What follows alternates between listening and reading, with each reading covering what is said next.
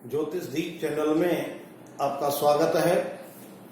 जैसा कि ज्योतिष दीप चैनल के माध्यम से वास्तु के बड़ी रोचक और लाभकारी सिद्ध प्रयोगों के द्वारा यह आपको बतलाया जा रहा है कि वास्तु के अनुसार दक्षिणमुखी, पूर्वमुखी, पश्चिममुखी या उत्तरमुखी आवास का निर्माण किस प्रकार से किया जा सकता है, उनके मानचित्र, उनकी डायग्राम, उनके मैप वास्तु के अनुसार किस प्रकार से लाभकारी सिद्ध हो सकते हैं, जिससे गृह स्वामी और गृह स्वामी के परिवारजन सुखमय जीवन व्यतीत कर सकें।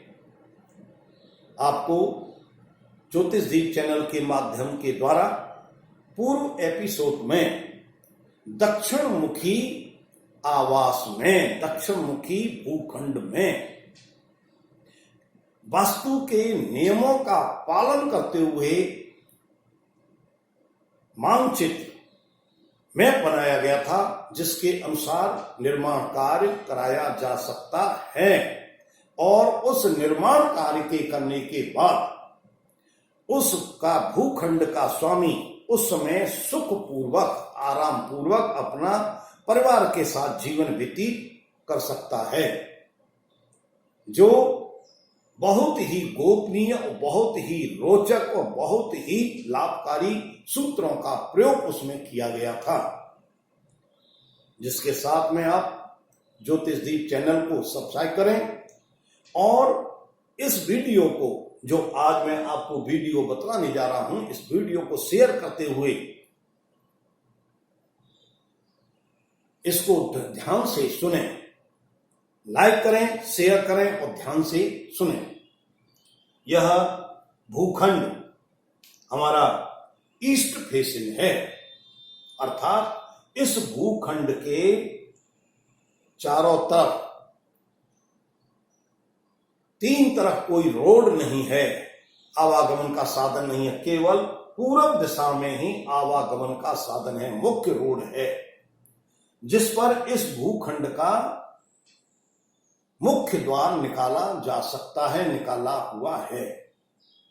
यदि ऐसा ईस्ट फेसिंग किसी को भूखंड प्राप्त होता है तो वो बड़ा भाग्यशाली व्यक्ति होता है।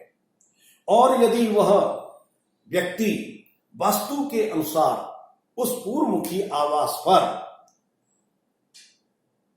आवास बनाता है तो और ही सौभाग्यशाली कहलाता है, जिसमें सबसे प्रधान काम है कि इस ईस्ट फेसिंग भूखंड में जो हमारा मुख्य गेट निकला हुआ है, जिसको हम बाउंड्री वॉल गेट बोलते हैं, वह बाउंड्री वॉल गेट जो है इंद्र के स्थान पर, इंद्र अथवा जयंत के स्थान पर आसानी पूर्वक निकाला जा सकता है।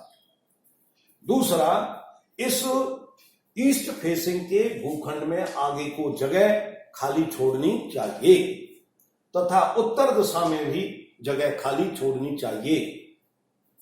नॉर्थ साइड में जहां नॉर्थ ईस्ट है, वहां नॉर्थ ईस्ट में बोरिंग कराना चाहिए, अंडरग्राउंड वाटर टैंक अथवा बोरिंग होना चाहिए, जिससे उस स्थान पर धन लक्ष्मी का निरंतर आगमन बढ़ा रहता है।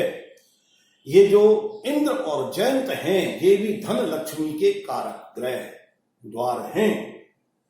नॉर्थ दिशा में जो जगह खाली छोड़ी गई है, वहां पर लॉन, घास का लॉन बनाया जा सकता है, जिससे गृह परिवार के व्यक्ति सुबह शाम किसी भी आनंद के समय पर इस पर बैठ सकें, वार्तालाप कर सकें और उस खुली जगह का लाभ ले सकें।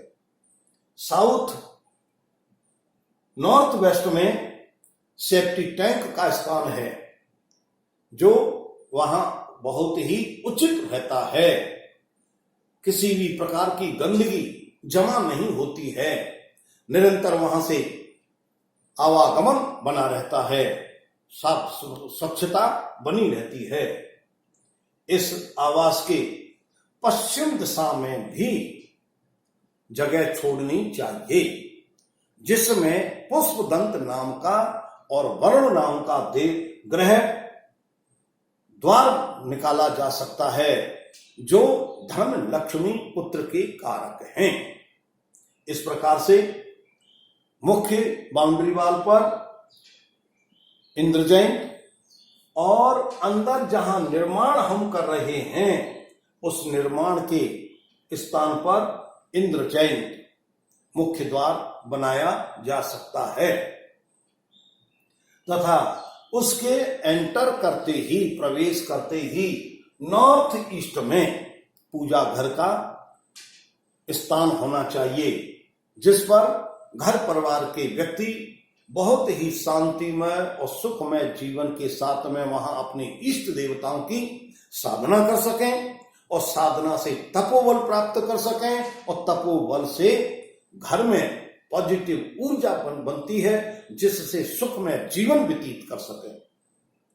इस मुख्य द्वार से जैसे ही गृह स्वामी या गृह परिवार के व्यक्ति अंदर घुसेंगे, प्रवेश करेंगे, तो वो स्थान ड्राइंग रूम है, जिसमें कोई भी अतिथि आ सकता है। उसके बैठने का ये सोफा पड़ा हुआ है, सेंटर टेबल पड़ी हुई है, जिसमें कुछ समय के लिए कोई भी अतिथि आए, शांतिपूर्वक बैठे और अपने पारिवारिक व्यक्तियों से व्यवहार करके अपने गंतव्य स्थान को चला जाए, जो बहुत ही शुभ लाभकारी होता है।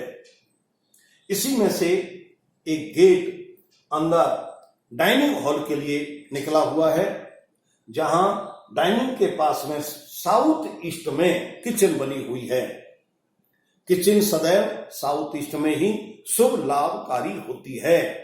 इसमें बनाया हुआ भोजन बहुत ही स्वादिष्ट होता है और भोज्य पदार्थों में लगातार उत्तरोत्तर वृद्धि होती रहती है, बरकत होती रहती है।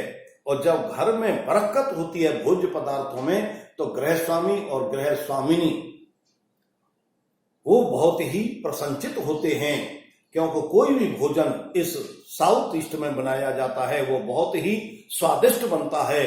और जब स्वादिष्ट भोजन बनता है तो उस भोजन की प्रशंसा होती है, और प्रशंसा के कारण से महिला वर्ग अत्यधिक प्रसन्नचित होता है, उसका उत्तरोत्तर जोश बढ़ता जाता है और मन की खुशी ठहरती नहीं। इसी किचन से सटा हुआ स्टोर रूम है, जहां खाद्य पदार्थों को, भोज्य पदार्थों को स्टोर में रखा जा सके और सुविधा पूर्वक आवश्यकता अनुसार स्टोर में से किचन में खाद्य पदार्थों को या भोज्य पदार्थों को आसानी पूर्वक लिया जा सके और उनका सदुपयोग किया जा सकता है। इसी के पास में यहाँ एक मिरर लगा हुआ है, जिसमें हस्त प्रक्षालन, कोई भी व्यक्ति भोजन जब डाइनिंग हॉल में करता है तो सबसे पहले हाथ धोता है, और हाथ धोते समय वो अपना चेहरा भी देखता है, और जब चेहरा देखेगा तो यहाँ पर मिरर लगा हुआ है, हाथ धोने की व्यवस्था है, और वह हाथ धो करके तौलिया से हाथ प्रक्षालन करके भोजन के लिए डाइनिंग टेबल पर बैठेगा, जिसको सुख सुविधा प्राप्त होगी। इसी में से अंदर की तरफ यह गेट बना हुआ है, जो बहुत ही अच्छे स्थान पर है, और दूसरा गेट बेडरूम पर बना हुआ है। इसमें 2 BHK 2 रूम हैं।